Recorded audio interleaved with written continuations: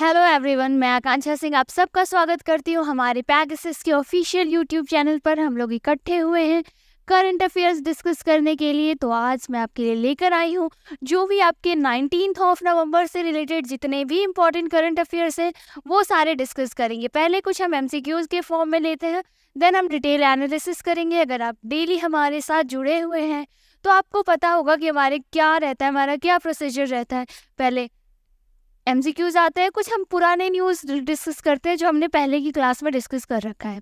Okay, then हम आज की न्यूज़ डिस्कस करते हैं। आपके डेली टू डेली नए एग्जाम्स आते रहते हैं बहुत सारे, हर कुछ ना कुछ दिन बाद एक नए एग्जाम का डेट आ जाता है, नोटिफिकेशन आ जाता है। करंट अफेयर्स फिर आपको पढ़ना पड़ता है। एक ही दिन पूरा सिलेबस आप नहीं कर सकते, करंट अफेयर बहुत वास्ट सिलेबस है। तो आपको क्या होता है, डेली सिर्फ 1 घंटे दो, टच में रहो करंट अफेयर्स के। मैं ऐसा नहीं कह रही कि डेली डेली मेरे नोट्स बनाओ, ज़रूरत नहीं है। आपको क्या करना है, बस डेली सुनते जाना है। 1 घंटे बैठ के आराम से ईयरफोन लगाओ, आराम से 1 घंटे बैठ के बस सुन लो। मैं रिवाइज करवाती हूँ आपको अपने आप। अगर मैं बताऊँ तो अगर 40 क्वेश्चन आ रहे हैं उसके अंदर 20 क्वेश्चन की गारंटी मैं आपसे लेके चलती हूँ, ठीक है। 20 आपके, सिर्फ आप डिटेल में मैं पढ़ने नहीं कह रही हूँ, डिटेल में पढ़ोगे और भी ज़्यादा कवर हो जाएंगे। बस कान में लगा के आप सुन लो, 20 क्वेश्चन आपके कवर तो यूँ हो जाएंगे। मीन्स करंट अफेयर्स में जिन लोगों के मार्क्स आते हैं 1 नंबर 2 नंबर, हार्डली अब कवर होता है करंट अफेयर। उससे क्या होगा, उससे तो बेटर है ना, अच्छे नंबर आ जाएंगे। स्टार्ट करते हैं हमारा सेशन। पहला क्वेश्चन है आपके पास, which of the following ministry has launched, क्या लॉन्च किया है, आईना डैशबोर्ड फॉर सिटीज पोर्टल। कौन सी मिनिस्ट्री ने आईना लॉन्च किया है, ठीक है। आईना एक सिटीज़ का पोर्टल है। बेसिकली आईना क्या है, अलग अलग सिटीज़, उनके जो भी इंफ्रास्ट्रक्चर बेस्ड चीज़ें हैं, कनेक्टिविटी की बात हो रही है या वहाँ पे कैसे डेवलपमेंट हो रहे हैं, इन सब चीज़ों पे क्या जोर दिया जाएगा। तो ये जो आईना बेस्ड है वो कौन सी मिनिस्ट्री के अंतर्गत आता है, ministry of corporate affairs, ministry of Ayush, ministry of housing and urban affair या मिनिस्ट्री ऑफ फाइनेंस के अंदर, किसके अंदर आता है। एक बार देख लो आप लोग मिनिस्ट्री। सबसे पहले हम लोग बात करते हैं मिनिस्ट्री ऑफ कॉरपोरेट अफेयर्स। ये मिनिस्ट्री किनके पास है, ये मिनिस्ट्री है आपके श्रीमती निर्मला सीतारमन। ओके, श्रीमती निर्मला सीतारमन जी के पास मिनिस्ट्री ऑफ कॉरपोरेट अफेयर्स है। अगला हम लोग देखते हैं मिनिस्ट्री ऑफ आयुष, किसके पास है, ये है सर्बानंद सोनोवाल।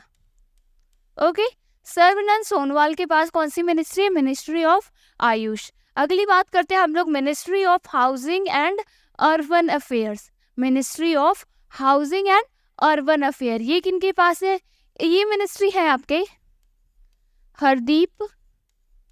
हरदीप सिंह पुरी जी के पास। ओके, हरदीप सिंह पुरी जी के पास कौन सी ministry, ministry of housing and urban affair. साथ ही साथ इनके पास और कौन सी मिनिस्ट्री है, इनके पास एक और मिनिस्ट्री है, वो है पेट्रोलियम, ठीक है, नेचुरल गैसेस पेट्रोलियम की जो मिनिस्ट्री है वो भी किनके पास है, हरदीप सिंह पुरी जी के पास। नेक्स्ट है आपके पास finance ministry, ministry of finance again किनके पास है, निर्मला सीतारमन जी के पास, ठीक है। जिनके पास ये कॉर्पोरेट अफेयर्स है वही मिनिस्ट्री किनके पास है, निर्मला सीतारमन जी के पास।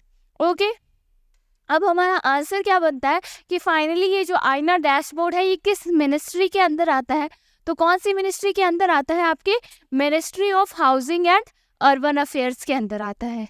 ओके, नेक्स्ट चलते हैं हम लोग। जो देखो नेक्स्ट क्वेश्चन क्या है आपके पास, 800। ओके, क्या दिख रहा है, 800 is the biopic of which cricketer. एक क्रिकेटर है, कहाँ के हैं, श्रीलंका के हैं।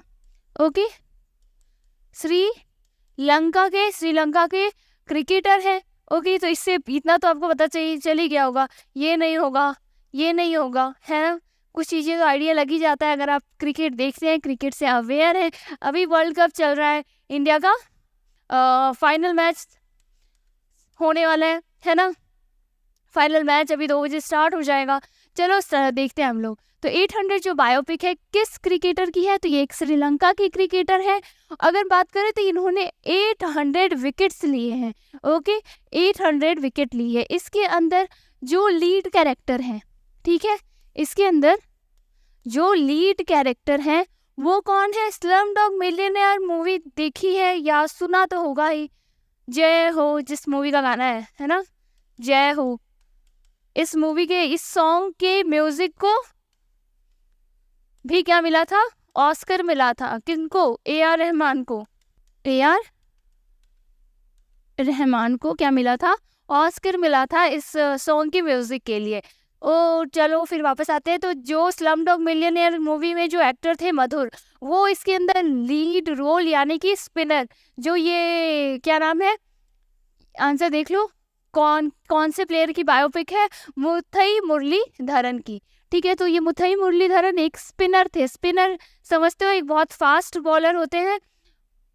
150-170 स्पीड से उनकी बॉलिंग रहती है, इतने किलोमीटर पर आवर की स्पीड रहती है उनकी बॉल की। ओके, तो मुथई मुरलीधरन, इनके ऊपर एक बायोपिक बन रही है। क्या है? 800। महेंद्र सिंह धोनी के ऊपर भी बायोपिक बनी थी। इसका क्या नाम था? The untold story. ओके, तो ये आपका आंसर बनता है।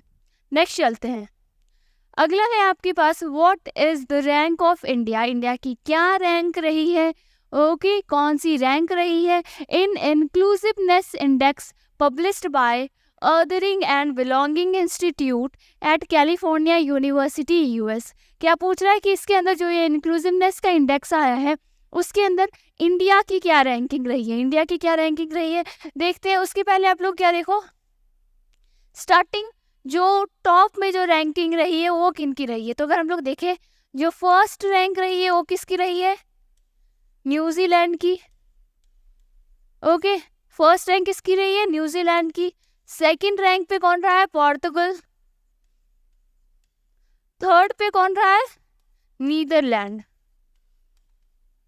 ओके, थर्ड रैंक पे कौन रहा है? नीदरलैंड। आपसे क्या पूछ रहा है? इंडिया की रैंकिंग पूछ रहा है, इंडिया की रैंक। और इंडिया की रैंक क्या रही है?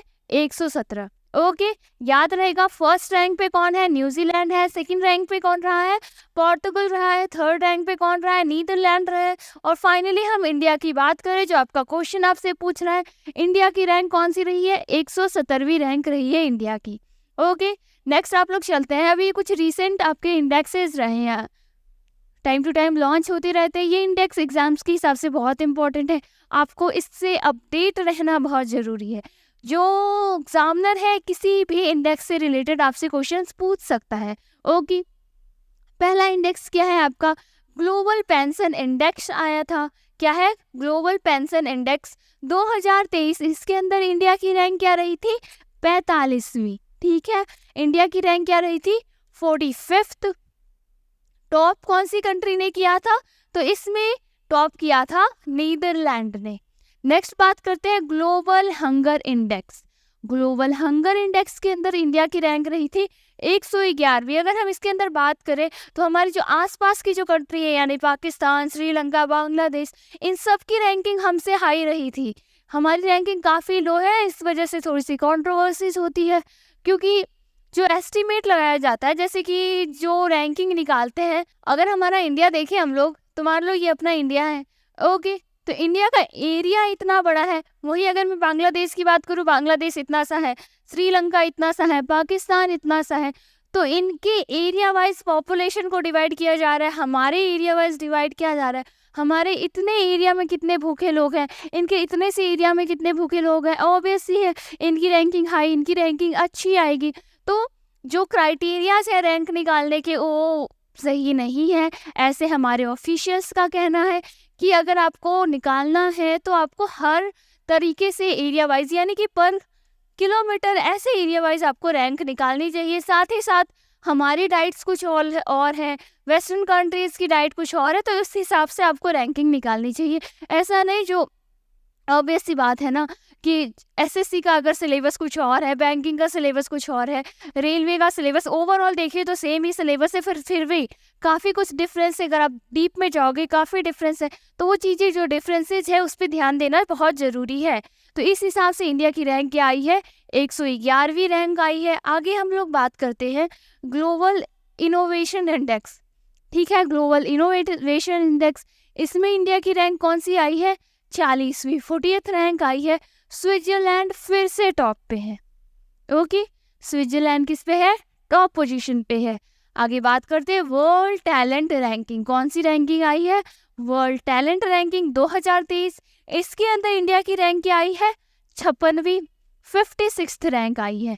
वर्ल्ड फ्रीएस्ट इकोनॉमी, एक और है आपके पास इंडेक्स वर्ल्ड फ्रीएस्ट इकोनॉमी का। इसके अंदर रैंक फर्स्ट पे कौन है? सिंगापुर है। सेकंड रैंक पे कौन है? हांगकांग। थर्ड पे स्विट्जरलैंड एंड फोर्थ पे न्यूजीलैंड और फिफ्थ पोजीशन पे कौन है? यूएस है। ओके, फिफ्थ पोजीशन पे कौन है? यूएस। ये कुछ आपके इंडेक्सेस हैं। एक बार साइड हो रही हो, स्क्रीनशॉट लेना है, स्क्रीनशॉट ले लो, क्योंकि इस पे एग्जामिनर क्वेश्चंस पूछता है। बहुत इंपॉर्टेंट है ये सारे के सारे जो भी आपके इंडेक्सेस बन रहे हैं, ठीक है। इस पे बहुत इंपॉर्टेंट क्वेश्चंस आते हैं, बहुत ज़्यादा क्वेश्चन पूछे जाते हैं आपके इंडेक्स के ऊपर। जरूरी नहीं है इंडिया का आपकी रैंकिंग पूछे। जैसे इंडिया की रैंक 111वीं आई है तो वो जरूरी नहीं है इंडिया की रैंकिंग पूछे, वो आपसे पूछ सकता है इसमें टॉप पोजीशन पे कौन था। ओके, तो ऐसे ही अगर यहाँ वर्ल्ड टैलेंट रैंकिंग है तो इसमें टॉप पोजीशन पे कौन है, ये आपसे ही पूछा जा सकता है। कभी कभी एग्जामिनर अगर ज़्यादा आपका टेस्ट लेना चाहता है तो वो बॉटम रैंक में पूछ लेता है कि सबसे लास्ट कौन आया था। काफ़ी कुछ पढ़ना पड़ता है, एग्जामिनर पे डिपेंड करता है। आगे चलते हैं हम लोग। Which state has launched the food security campaign to achieve zero hunger? क्या hunger? Zero hunger. Zero hunger basically क्या है? ये है सस्टेनेबल डेवलपमेंट गोल 2, ठीक है। Sustainable development goal 2 only. अगर सस्टेनेबल डेवलपमेंट गोल की बात करूँ तो ये किस पे बात करती है? ये बात करता है green energy. Okay, green energy, sustainable energy और means smart use. Well, smartly अगर हम कोई भी चीज़, कोई भी रिसोर्सेज को इक्विप कर रहे हैं, कोई भी स्मार्टली हम चीज़ों को यूज़ कर रहे हैं, उन सब चीज़ों के बारे में जो बात करता है वो क्या है? Sustainable development goal. वही सस्टेनेबल डेवलपमेंट गोल जो 2 है वो किसके बारे में बात करता है? जीरो हंगर का, यानी कि दुनिया में कोई भूखा नहीं होना चाहिए। किस पे काम होता है? फूड सिक्योरिटी के ऊपर। तो फूड सिक्योरिटी के ऊपर फिलहाल में कौन से स्टेट ने काम किया है? तो आपका आंसर क्या बनेगा? मेघालय ने किया है। ओके, ऑप्शन बी आपका करेक्ट आंसर बनता है, मेघालय। ओके, नेक्स्ट चलते हैं हम लोग। अगला है आपके पास अबाउट मेघालय के बारे में जान लो। मेघालय की कैपिटल क्या है? शिलोंग। चीफ मिनिस्टर कौन है? कोनार्ड कांगकल संगम, ठीक है। कोनार्ड कांगकल संगम कौन है? चीफ मिनिस्टर है। आगे हम लोग बात करें गवर्नर कौन है, तो फगू चौहान कौन है? गवर्नर है। कहाँ के? मेघालय के। आगे देखते हैं आपकी अगला क्वेश्चन है the annual apex level international conference. क्या है? Annual apex level international conference of Indian navy किसका रहा है? इंडियन नेवी का एक कॉन्फ्रेंस रहा है। नाम किया है the Indo Pacific regional dialogue, IPRD। IPRD Indo Pacific regional dialogue यानी कि IPRD will be held in which city? कौन सी सिटी में रहेगा? फ्रॉम 15 से 17 नवंबर तक। 15 से 17 नवंबर तक ये कौन सी सिटी में रहा था? ये आपका क्वेश्चन है, आपको आंसर बताना है। तो कौन सी सिटी में रहा था? न्यू दिल्ली में रहा था। ओके, न्यू दिल्ली में। अगर हम बात करें तो फर्स्ट और सेकंड जो एडिशन था वो भी कहाँ रहा था? न्यू दिल्ली के अंदर। फिर 2020 के अंदर थर्ड एडिशन होने वाला था। 2020 के अंदर थर्ड एडिशन होने वाला था, बट कोविड की वजह से, ओके, कोविड-19 की वजह से ये प्रोग्राम क्या हुआ था? कैंसिल हो गया था। ये जो थर्ड एडिशन था वो कैंसिल हो गया था। देन जो थर्ड एडिशन है वो कब रहा? 2021 में। ओके, 2021 में थर्ड एडिशन रहा और ये कैसे था? वर्चुअल मोड पे। वर्चुअल यानी कि वीडियो कॉन्फ्रेंसिंग, विजुअल रहा था। विजुअल देखते ना, वीडियो कॉन्फ्रेंसिंग के थ्रू रहा था। नेक्स्ट हम लोग बात करते हैं फोर्थ एडिशन। जो फोर्थ एडिशन रहा था वो कब रहा था? 2022 में। 2022 में फोर्थ एडिशन रहा था और ये भी कैसे रहा था? फिजिकल मोड के अंदर। ओके, यानी आमने सामने जो लीडर्स हैं, जो पार्टिसिपेंट्स हैं, आमने सामने बैठे थे डेलीगेट्स और फिर इन्होंने बात करी है। जो भी ये इंडो पैसिफिक रीजन जो डायलॉग है इसके ऊपर डिटेल में जो भी बातें करनी थी उन्होंने की है। तो इस बार जो मीटिंग रहा है वो कहाँ पे रहा है?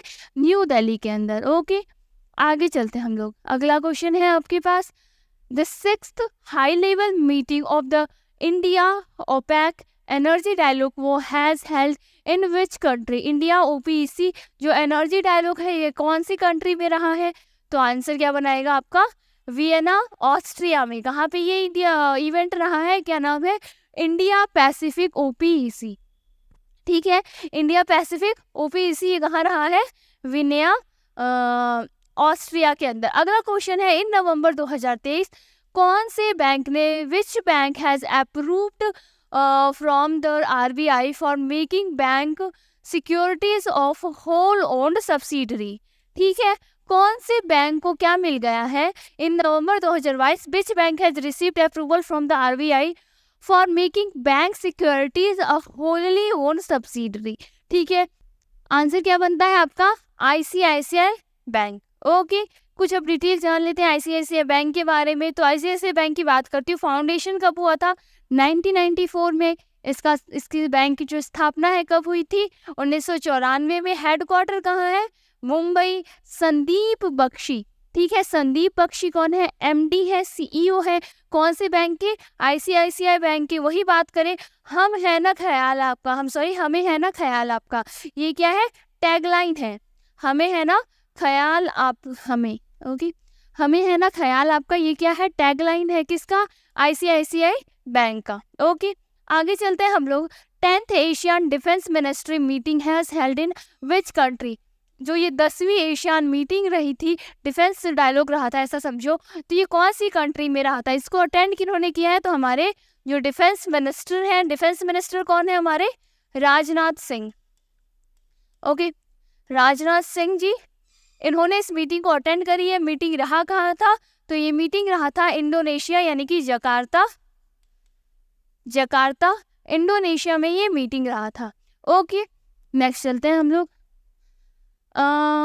एक चीज़ और, बांग्लादेश, तो जो अपना एशिया रीजन है, ठीक है, जो एशिया रीजन है उनके लिए सैमा वजीद, ओके, सैमा वजीद को क्या बनाया गया है? डायरेक्टर बनाया गया है, यानी कि हेड बनाया गया है। और ये सैमा वजीद है कौन? बांग्लादेश की जो प्राइम मिनिस्टर है, उनके बांग्लादेश की प्राइम मिनिस्टर कौन है? शेख हसीना, इनकी डॉटर है। रिसेंटली अपॉइंटमेंट हुआ है, इसलिए ये भी आपके लिए एग्जाम के हिसाब से इम्पोर्टेंट है, अगर रिसेंट में कोई एग्जाम आपके आ रहा है तो। ओके, अगला चलते हैं हम लोग। Which country has launched a new interactive map?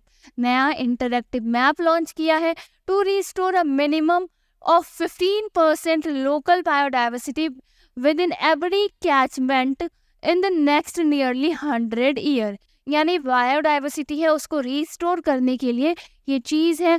कौन सी कंट्री ने किया है? तो किस कंट्री ने किया है? न्यूजीलैंड ने किया है, ठीक है, न्यूजीलैंड ने किया है। न्यूजीलैंड, अगर हम बात करें तो न्यूजीलैंड की कैपिटल क्या है? वेलिंगटन। ओके, यहाँ पे करेंसी क्या चलती है? डॉलर चलती है। प्राइम मिनिस्टर कौन है? क्रिस्टोफर लक्सॉन कौन है? प्राइम मिनिस्टर है। और डिप्टी प्राइम मिनिस्टर कौन है? कैरमल सेपुलोनी। ओके, कैरमल सेपुलोनी कौन है? यहाँ की डिप्टी प्राइम मिनिस्टर है। चीज़ें याद रहेगी, याद करनी बहुत ज़रूरी है। अगर आप एग्जाम्स की तैयारी कर रहे हो तो याद तो करनी ही पड़ेगी। आगे है हमारे, हु हैज़ बीन चूजन, किनको चूज किया गया है फॉर द 19th कलाकार पुरस्कार? 19वां कलाकार पुरस्कार किनको दिया गया है? अगर हम बात करें तो ये कौन है? एक म्यूजिशियन है और राइटर है, सॉन्ग कंपोज करते हैं, सॉन्ग राइट करते हैं, कंपोजर हैं, ठीक है, गाने लिखते हैं, म्यूजिशियन है, गाते हैं। समझ में आ गया? गाने वाने लिखने ऐसे सिंग करते हैं, ये सब चीज़ें हैं। तो ये कौन है? ये है आपके अपोलोनाइरस डिसूजा, ठीक है, Apollinaris D'Souza chosen for the 19th Kalakar पुरस्कार। 19वें कलाकार पुरस्कार के लिए इन्हें चूज किया गया है, प्रेजेंटेड। और ये जो पुरस्कार है वो किन्होंने प्रेजेंट किया है? मनद शोभन, ठीक है, मनद शोभन एसोसिएशन विद कारवाल घराना। आगे चलते हैं हम लोग, अभी कुछ रिसेंट के अवार्ड्स भी देख लो आप लोग। ग्लोबल रेस्पॉन्सिबल टूरिज्म अवार्ड कौन से स्टेट को दिया गया है? ग्लोबल रेस्पॉन्सिबल टूरिज्म अवार्ड कौन से स्टेट को दिया गया है? तो ये दिया गया है केरला को। कौन से स्टेट को? केरला को। Businesses change maker of the year, ठीक है, business lines change maker of the year 2023 award किसको मिला है? आरबीआई को, यानी कि रिजर्व बैंक ऑफ इंडिया को दिया गया है। Iconic change maker of the year award किसको मिला है? अमूल को। Iconic change maker of the year award किसे दिया गया है? अमूल को। आगे बात करते हैं महात्मा अवार्ड 2023 किसे दिया गया है? Digital transformation solution company UST को। महात्मा अवार्ड 2023 किसको मिला है? यूएसटी, ठीक है, यूएसटी को क्या मिला है? महात्मा अवार्ड 2023। इंपॉर्टेंट है इसलिए 4 बार बोला है मैंने, कि मैंने क्या कहा अभी स्टार्टिंग में, कहा बस सुन लोगे ना ईयरफोन लगा के, बहुत अच्छा रहेगा तुम्हारे लिए सेशन, इसलिए प्लीज डेली पढ़ाई कर लो। केरल ज्योति अवार्ड 2023 किनको दिया गया है? टी पद्मनाभन को। टी पद्मनाभन को क्या मिला है? केरल ज्योति अवार्ड 2023। आगे बात करते हैं ब्रिटिश एकेडमी बुक प्राइज। एक ब्रिटिश एकेडमी बुक प्राइज होता है, तो वो 2023 के लिए मिला है किनको? किस फील्ड में मिलता है पहले तो ये देख लो, कल्चरल अंडरस्टैंडिंग्स के लिए, ठीक है, किसके लिए दिया जाता है? कल्चरल अंडरस्टैंडिंग के लिए दिया जाता है। और किन्हें दिया गया है? नंदिनी दास को दिया गया है। नाम क्या है? British Academy book prize. Okay, British Academy book prize है, कल्चरल अंडरस्टैंडिंग के लिए दिया जाता है। किनको दिया गया है? नंदिनी दास को दिया गया है। ओके, आगे चलते हैं हम लोग। नेक्स्ट क्वेश्चन है हमारा गुरकीरत सिंह, ठीक है, क्या नाम है? गुरकीरत सिंह मन। ओके, हैज अनाउंस्ड रिटायरमेंट, उन्होंने रिटायरमेंट अनाउंस कर लिया कि बहुत खेल लिया, अब रिटायरमेंट लेने की बारी आ गई है हमारी, तो उन्होंने रिटायरमेंट लिया है। आपसे पूछा जा रहा है कौन से स्पोर्ट्स से रिलेटेड है, वो कौन सा गेम खेला करते थे। इंडिया की बात करें, इंडिया में अभी हवाओं में हर जगह है, क्या फैला हुआ है? क्रिकेट फैला हुआ है, और इन्होंने क्रिकेट से रिटायरमेंट ले लिया है। अभी तो हम सबको पता है वर्ल्ड कप हमारे आने वाला है, आज मैच है भाई, देख लेना सब लोग। चलो, Gurkeerat Singh Mann has announced retirement, he was related to which sport, कौन से स्पोर्ट से रिलेटेड है? तो वो है क्रिकेट से रिलेटेड। ओके, आगे चलते हैं हम लोग। रिसेंटली रिटायर्ड प्लेयर, क्या नाम है? Mag Lanning. क्या नाम है? Mag Lanning. International cricket Australia से इन्होंने रिटायरमेंट लिया है।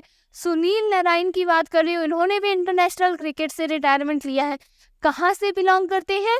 वेस्ट इंडीज से बिलोंग करते हैं। ओके, कहाँ से बिलोंग करते हैं? वेस्ट इंडीज से बिलोंग करते हैं। नेक्स्ट है आपके पास डेविड विलेई। क्या नाम है? डेविड विलेई। इन्होंने भी इंटरनेशनल क्रिकेट से रिटायरमेंट लिया है, और ये कहाँ से बिलोंग करते हैं? इंग्लैंड से बिलोंग करते हैं। ओके, कहाँ से बिलोंग करते हैं? इंग्लैंड से। अगला है हमारे पास सोरनरेन टिपॉच। सोरनरेन टिपॉच, ये कहाँ के हैं? थाईलैंड के हैं। इन्होंने भी इंटरनेशनल क्रिकेट से रिटायरमेंट ले लिया है। अलेस्टेयर कुक, इन्होंने भी इंटरनेशनल क्रिकेट से रिटायरमेंट ले लिया है। स्टीवन फिन, और फॉर्म ऑफ क्रिकेट, हमें कोई क्रिकेट नहीं खेलना, बहुत खेल लिए। ये कौन है? Steven fin. कहाँ के हैं? इंग्लैंड के। और फॉर्म ऑफ क्रिकेट, यानी अब क्रिकेट नहीं खेल रहे, ये मजे मजे के लिए फिर भी खेल सकते हैं, पर ऐसा नहीं है कि रणजी ट्रॉफी खेल लेंगे या आईपीएल खेल लेंगे। किसी भी टाइप की क्रिकेट नहीं खेलने, चाहे वो नेशनल हो, इंटरनेशनल हो, आईपीएल हो, कोई भी क्रिकेट से रिलेटेड टूर्नामेंट वो नहीं खेलने वाले। क्या नाम है उनका? Steven fin. अगला न्यूज़ है आपके पास, Jharkhand foundation day is celebrated every year. हर साल झारखंड फाउंडेशन डे कब मनाया जाता है? आपके 15 नवंबर को। 15 नवंबर को क्या फाउंड हुआ था? झारखंड। झारखंड कैसे बना था? बिहार, ओके, बिहार को तोड़ के झारखंड बनाया गया था। वैसे ही जब ये बना था, तो ये आपसे पूछा जा रहा है कौन से ईयर में बना था? 1996 के अंदर, 1999 के अंदर, 2000 के अंदर, या 2001 के अंदर। तो ये कब बनाया गया था आपका? 2000 में। 2000 में क्या बनाया था? बिहार को टूटकर झारखंड फॉर्म हुआ था, झारखंड का फॉर्मेशन हुआ था। साथ साथ 2000 के अंदर 2 और स्टेट्स बने थे। कौन से 2 स्टेट्स है? एक है आपके पास छत्तीसगढ़, और दूसरा क्या है आपके पास? उत्तराखंड।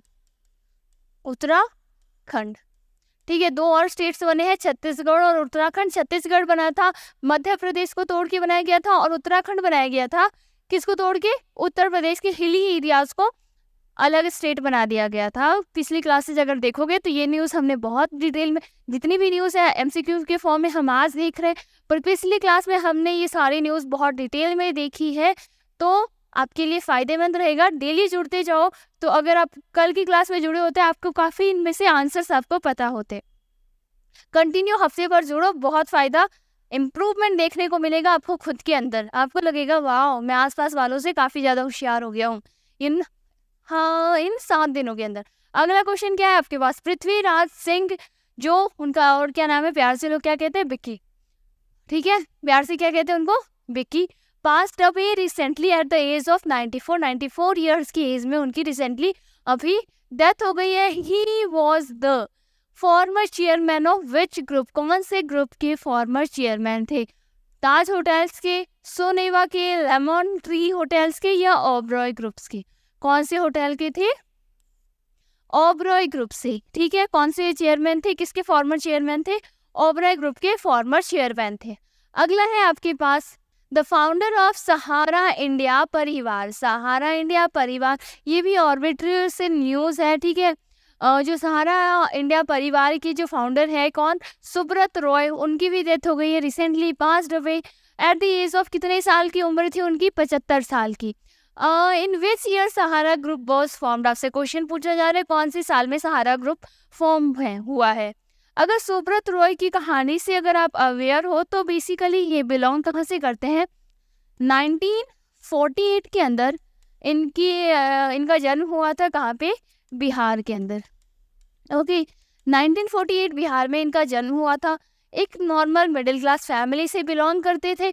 फिर ये अपने बिजनेस के लिए शहर आ गए। शहर आने के बाद इन्होंने क्या किया कि इन्होंने पैसे, होता है ना, ब्याज पे पैसे देने स्टार्ट किए। ब्याज पे पैसे दिए, कुछ पैसे आए, फिर उन्होंने क्या किया, कुछ लोगों से पैसे लेने लगे और फिर उसको ब्याज पे देने लगे, प्रॉफिट आया। ऐसे करते करते इनका काम बहुत, और इन्होंने जो बिजनेस स्टार्ट किया था 2000 रुपये से किया था। ठीक है, ऐसा नहीं है कि करोड़ों का इन्वेस्टमेंट लगा था। हाँ, बस बहुत माइनर सा है वैसे। हाँ, बहुत पहले स्टार्ट किया था। कब किया था इन्होंने स्टार्ट? वही आपका क्वेश्चन है। 2000 एक छोटा सा अमाउंट है, उससे इन्होंने बिजनेस स्टार्ट किया था, और ये इंडिया की सेकंड सबसे बड़ी कंपनी बन गई थी। ओके, इंडिया की सब, आप तो अगर क्रिकेट देखते होगे 2011 2007 जो वर्ल्ड कप था, देख रहे इंडिया की जो जर्सी थी उस पर सहारा ग्रुप लिखा हुआ रहता था, है ना। तो ये एक बहुत बड़ी कंपनी बन गई थी, और ये एक तरीके से स्कैम में भी आ गया था, क्योंकि जो सहारा ग्रुप ने जिनसे पैसे लिए थे सबको पैसे लौटाए नहीं, और इन्होंने इतने, ऐसा समझो हर दूसरे घर में, ऐसे समझो 4 में से हर एक, मतलब 4 में से हर एक घर के अंदर डिपॉजिटर्स थे जिन्होंने कि सहारा ग्रुप में क्या किया था, डिपॉजिट किया था, और उनको उनके पैसे वापस नहीं मिले थे। ऐसे काफ़ी सारे केसेस आ रहे थे, जिसकी वजह से फ्रॉड का केस लग गया था, और काफ़ी साल तक इनके ऊपर केसेस चला। फिलहाल कुछ टाइम पहले ऐसा है कि ये पैसे वापस लौटा रहे हैं उन लोगों को, ये सब न्यूज़ में आया था। तो चलो, आपसे पूछा जा रहा है कि किस साल स्थापना हुई थी सहारा ग्रुप की? कौन से ईयर में स्थापना हुई थी? आंसर क्या लिखोगे? 1978 में। कब हुई थी? इसको कट कर दो, 1997 है, याद रखना कब हुई थी स्थापना? 1978 में सहारा ग्रुप की स्थापना हुई थी। ठीक है, नेक्स्ट चलते हैं हम लोग। ये थे हमारे कुछ आज के बेसिक आपके MCQs। देन अब हम डिटेल एनालिसिस करते हैं जो भी न्यूज़ इम्पॉर्टेंट है। ओके, पहला क्या है? RK सिंह। RK सिंह कौन है? हमारे न्यू पावर जो मिनिस्ट्री है, पावर रिन्यूएबल एनर्जी की जो मिनिस्ट्री है, वो किनके पास है? RK सिंह के पास, राजकुमार सिंह के पास। उन्होंने क्या इनोग्रेट किया है? पावर पैवेलियन इन न्यू दिल्ली। नई दिल्ली के अंदर एक पावर पैवेलियन है, उसका इनोग्रेशन किया है। किन्होंने किया है? RK सिंह ने किया है। Okay, the union minister for power and new and renewable energy कौन है? RK Singh has inaugurated a power pavilion setup by the ministry of power in India international trade fair. India की जो इंटरनेशनल ट्रेड फेयर थी उसके अंदर ये pavilion का inauguration किया है किन्होंने, आर.के. सिंह जी ने। कहाँ पे किया है? प्रगति मैदान न्यू दिल्ली के अंदर। ओके, कहाँ पे किया गया है? प्रगति मैदान न्यू दिल्ली। नेक्स्ट चलते हैं हम लोग, कहाँ रहा था वैसे ये? न्यू दिल्ली के अंदर रहा था। अगला चलते हैं हम लोग, एक न्यूज़ है हमारी वीडियो से रिलेटेड। शीतल महाजन, क्या नाम है? Sheetal Mahajan became first women, पहली महिला बन गई है to sky dive from Mount Everest. Mount Everest से स्काई डाइव करने वाली, सोचो कितना हाइट है, लगभग 21,000, बहुत ज़्यादा हाइट है माउंट एवरेस्ट की। वहाँ से इन्होंने क्या किया है? जंप किया है, स्काई डाइव किया है, पहली महिला बन गई है। न्यूज़ देख लेते हैं। Indian sky diver Sheetal Mahajan had jumped off a helicopter, helicopter से कूद गई है, स्काई डाइविंग कर रही है, हेलीकॉप्टर से जंप किया इन्होंने। From a height of 21,500 feet, ठीक है, 21,000 मतलब 21,500 फीट से उन्होंने छलांग मारी है in front of world's highest peak Mount Everest. ठीक है, माउंट एवरेस्ट जो सबसे वर्ल्ड की सबसे हाईएस्ट पीक है, वहाँ से इन्होंने छलांग मारी है। She became the first women to do so, ये पहली महिला बन गई है ऐसा करने वाली। महाजन लैंडेड, इन्होंने लैंड कहाँ पे किया है ये भी इम्पोर्टेंट है। हेलीकॉप्टर से उन्होंने 21,000 21,000 फीट से जंप तो कर लिया, इन्होंने लैंड कहाँ पे किया है वो भी इम्पोर्टेंट है। कहाँ पे किया है? काला पत्थर पीक पे। ठीक है, कहाँ पे? काला पत्थर पीक पे इन्होंने लैंड किया है।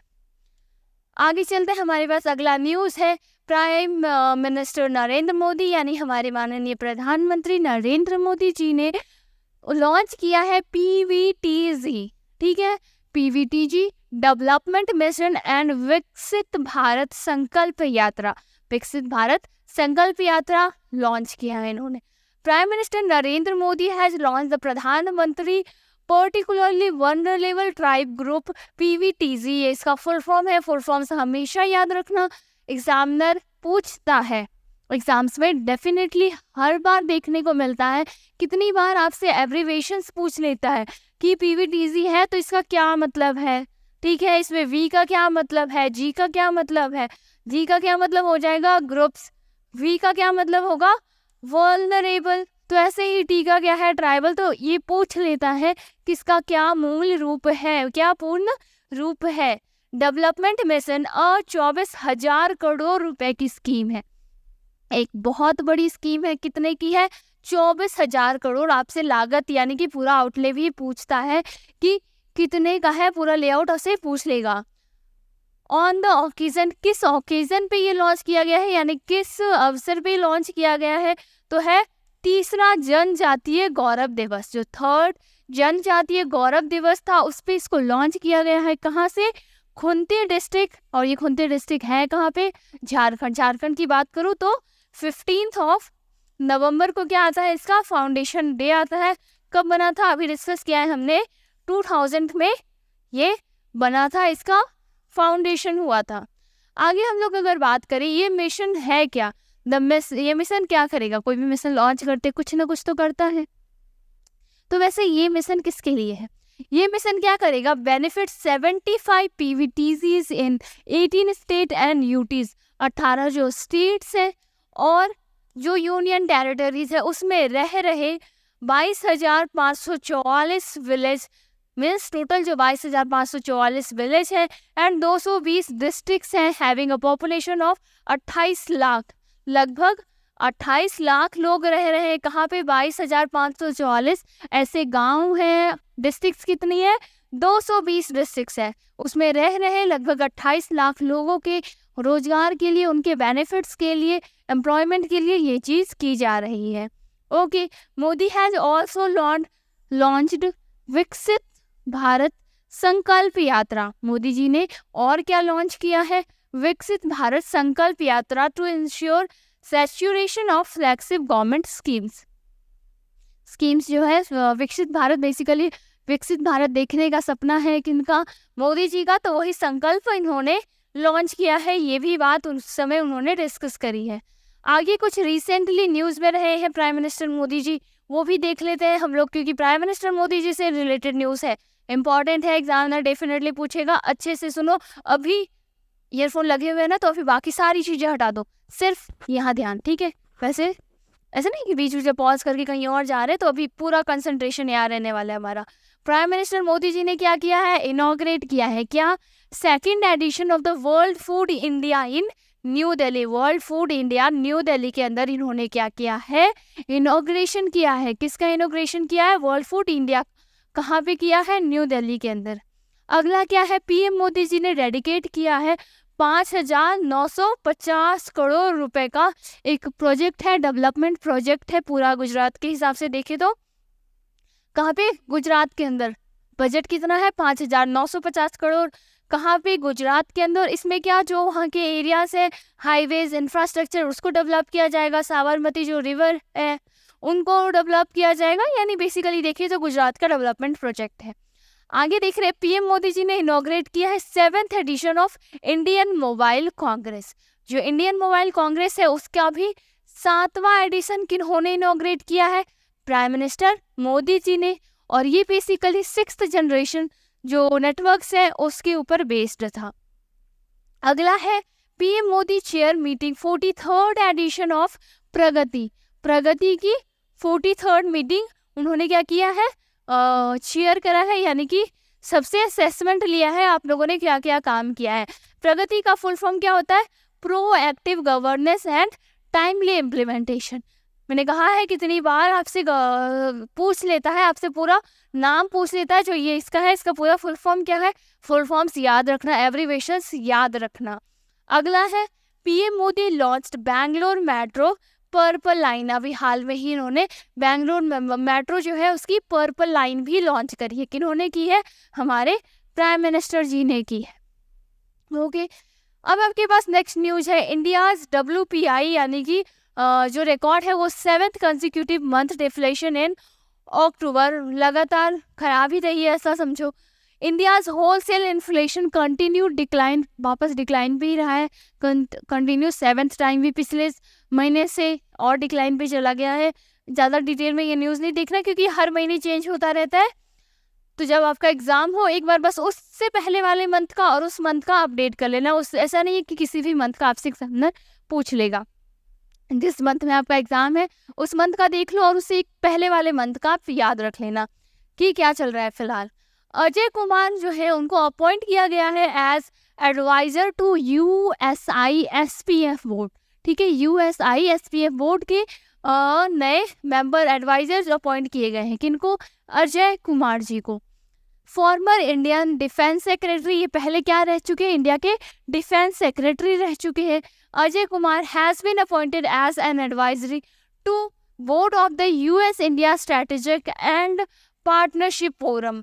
पूरी नाम देखे तो, अगर शॉर्ट फॉर्म में देखे तो USISPF के नए एडवाइजरी इलेक्ट हुए हैं। Kumar served as the defence secretary between August 2019 से अक्टूबर 2022 तक के लिए ये डिफेंस के सेक्रेटरी अपॉइंट किए गए थे इंडिया के। प्रेसिडेंट एंड CEO, USISPF के प्रेसिडेंट और CEO कौन है, मुकेश अघी। मुकेश अघी कौन है, CEO है और प्रेसिडेंट है कहाँ के, USIPF के। ठीक है, रिसेंटली और भी कुछ अपॉइंटमेंट्स रहे वो भी देख लेते हैं, अपॉइंटमेंट्स इंपॉर्टेंट होते हैं तो रिसेंटली और भी कुछ बहुत सारे अपॉइंटमेंट्स रहे वो भी देखते हैं। डेविड कैमरॉन कहाँ क्या इलेक्ट हुए, UK के फॉरेन मिनिस्टर अपॉइंट हुए। कौन, David Cameron. MD of torrent gas limited, नए MD बनाए गए हैं कहाँ के, टॉरेंट गैस लिमिटेड के नए MD बनाए गए हैं। किनको बनाया गया है, मनोज जैन को, मेंबर फाइनेंस के। ठीक है, याद रखना किस फील्ड में, फाइनेंस में। एयरपोर्ट अथॉरिटी ऑफ इंडिया ने अपने फाइनेंस का एक नया मेंबर अपॉइंट किया है। क्या नाम है, पंकज मल्होत्रा। ठीक है, पंकज मल्होत्रा को फाइनेंस के लिए एयरपोर्ट अथॉरिटी ऑफ इंडिया ने अपॉइंट किया है। आगे देखते हैं, nominee director of south east Asia gas pipeline company limited जो है यानी कि CAGP बोर्ड, उसके लिए किनको अपॉइंट किया गया है, दीपक गुप्ता को। आगे बात करते हैं, CEO और MD बनाए गए हैं कहाँ के, टाटा पावर्स के। Okay, Tata power renewable energy limited है उसके नए CEO और MD बनाए गए हैं। किनको बनाया गया है, दीपेश नंदा को। ठीक है, किनको बनाया गया है, दीपेश नंदा को, और इन्होंने रिप्लेस किसको किया है, इन्होंने रिप्लेस किया है आपके आशीष खन्ना को। ठीक है, याद रहेगा। आगे चलते हैं हमारे नेक्स्ट न्यूज़ की तरफ। अगला न्यूज़ है आपके पास, गेल जो है यानी GAIL विन 2 अवार्ड्स, 2 अवार्ड जीते हैं इसने GAIL ने at the Asian oil and gas award event. किसमें, एशियन ऑयल और गैस अवार्ड इवेंट के अंदर। GAIL इंडिया की जो है limited has won 2 prestigious award at the Asian oil and gas award event at held in कहाँ, Kuala Lumpur Malaysia के अंदर। इवेंट कहाँ रहा था, कुआलालंपुर मलेशिया में ये इवेंट रहा था। ओके, वहाँ पे इसने 2 अवार्ड जीते हैं। नेक्स्ट है आपके पास, Pedro Sanchez re elected as Spanish prime minister. Spain के प्राइम मिनिस्टर वापस से इलेक्ट कौन हुए हैं, पेड्रो सैंचेज। ठीक है, in a closely contested parliamentary election Spanish prime minister Pedro Sanchez has secured the second term. इनके टर्म को बढ़ा दिया गया है, ऐसा समझो, यानी वापस से यही इलेक्ट हुए हैं। बढ़ा दिया, सही वर्ड नहीं रहेगा, इनके क्या किया गया है, इनको ही वापस इलेक्ट किया गया है। ठीक है, अगला न्यूज़ है हमारे पास, जो इंडसइंड बैंक है उसने क्या लॉन्च किया है, IndusInd bank platinum RuPay credit card on UPI, यानी कि UPI के लिए भी अब एक क्रेडिट कार्ड आ गया है। किसने लॉन्च किया है, इंडसइंड बैंक ने किया है। इंडसइंड बैंक ने platinum RuPay credit card launch किया है, किसके लिए, UPI प्लेटफॉर्म के लिए। इंडसइंड बैंक की जो स्थापना हुई थी, कब हुई थी, 1994 1994 में। ये छोटा सा चीज़ है जो आपके लिए इम्पोर्टेंट है बात छोटी सी, पर एग्जाम्स के लिए बहुत इंपॉर्टेंट है। ठीक है, नेक्स्ट चलते हैं हम लोग। अगला है आपके पास, Asian government approves merger of SEBA and AHSEC। 2 जो ऑर्गेनाइजेशन है, इंस्टीट्यूशन है, क्या क्या, SEBA और AHSEC, इन दोनों का क्या हो जाएगा, मर्जर हो जाएगा। ये दोनों जो अलग अलग इंस्टीट्यूशन है फिलहाल उनको एक में मिला दिया जाएगा। किसने किया है, आसाम की गवर्नमेंट ने किया है। ठीक है, आसाम गवर्नमेंट ने ये फैसला लिया है। The Assam cabinet has given its nod, permission मिल गई है किसके लिए, मर्जर के लिए। किसके, किन किन के मर्जर, SEBA यानी secondary education board of Assam, secondary education जो बोर्ड ऑफ आसाम है उसका, and Assam higher secondary education council, इन दोनों का मर्जर कर दिया जाएगा। अब ये जो 2 अलग अलग आपको आइकन्स दिख रहे हैं, ये दोनों मिक्स होकर अब ये पूरा एक इंस्टीट्यूशन बन जाएगा। ठीक है, अब क्या होगा, अब जब ये मिल जाएंगे, दोनों इंस्टीट्यूशन मिल जाएगा, तो इनका जो अमलगेशन रहेगा, entity will now be known as, अब इसको किस नाम से जानेंगे, Assam state school education board. Assam state school education board यानी ASSEB, इस नाम से इसको जाना जाएगा। The decision is aimed to enhancing the quality and standards of the school education in the state. Basically किस लिए बढ़ाया गया है, ताकि स्टैंडर्ड्स जो स्कूल एजुकेशन है उसके स्टैंडर्ड्स को और ज़्यादा बढ़ाया जा सके। तो ये हमारी आज की कुछ न्यूज़ थी, सारे बहुत इंपॉर्टेंट चीज़ें मैं चुन चुन के लेकर आती हूँ आपके लिए, ताकि पढ़ो, आपके एग्जाम्स के लिए बहुत ज़्यादा हेल्पफुल रहे। कंटिन्यू जुड़ा करो, आपको बहुत फ़ायदा, आपको खुद को समझ में आएगा आपको कितना फ़ायदा मिल रहा है, बस कंटिन्यू एक बार जुड़ के देखना। ठीक है, साथ ही साथ SSC अगर आपका सपना है तो पैगासस करियर एकेडमी बहुत अच्छा आपके पास मौका लेकर आई है। लाइव क्लासेज भी चल रहे हैं, साथ ही साथ ऑफलाइन क्लासेज भी स्टार्ट होने वाले हैं। हर एक सब्जेक्ट से रिलेटेड रेलेवेंट आपके पास एक बहुत अच्छे गाइड, मेंटोर, एक्सपीरियंस टीचर मिल जाते हैं। SSC जितने भी एग्जाम्स करवाती है उन सब के आपके पास previous year mock test paper और साथ ही साथ प्रीवियस ईयर पेपर्स के बेस्ड पे आपको मॉक टेस्ट मिल जाएगा, जो आपके एग्जाम्स के लिए बहुत ही ज़्यादा हेल्पफुल रहता है। करना क्या है, आपको बैच ज्वाइन करने के लिए पैगासस करियर एकेडमी का ऐप डाउनलोड करना है, जो गूगल प्ले और ऐप स्टोर दोनों पे ही अवेलेबल है। यहाँ जाकर ऐप डाउनलोड करो, और जो भी आपको कोर्स आपको एनरोल करना है उसके लिए एनरोल कर सकते हैं। यहाँ पे आपके पास रिकॉर्डेड लेक्चर्स का भी है, टेस्ट सीरीज है, हर एक चीज़ अवेलेबल है। आप वहाँ जाकर अपने लिए कोर्स एनरोल कर सकते हैं। ओके, तो हम लोग मिलते हैं हमारे नेक्स्ट क्लास में। होप करती हूँ आपको ये सेशन अच्छा लगा हो।